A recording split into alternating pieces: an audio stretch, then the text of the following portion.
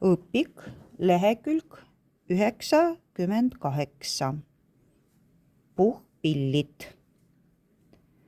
Puhkpillidel tekib heli, kui mängija pillitorusse puhub. Nii paneb ta õhusamba seal sees võnkuma. Puhkpillid jagunevad puupuhkpillideks ja vaskpuhkpillideks.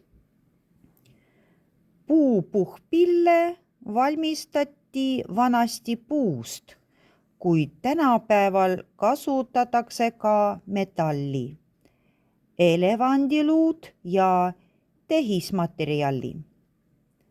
Nende pillide nimetus tuleb eelkõige soojast kõlast ja mahedast tämbrist.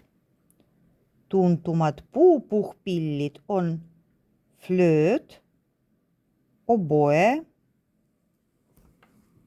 klarnet, fagott, saksofon.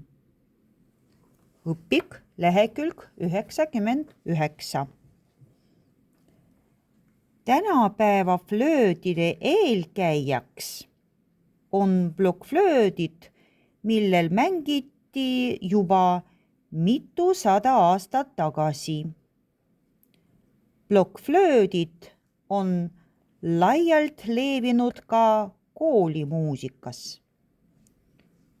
Suuruse ja kõla järgi jagunevad plokkflöödid peamiselt sopraniks, aldiks, tenoriks ja bassiks.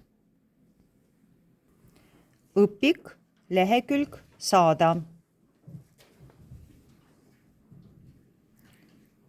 Vaskpuhkpille valmistatakse peamiselt valgevasest ehk messingist, millest tuleneb ka pillirühma nimetus. Ka pillide kõla on metaalselt särav ja pidulik.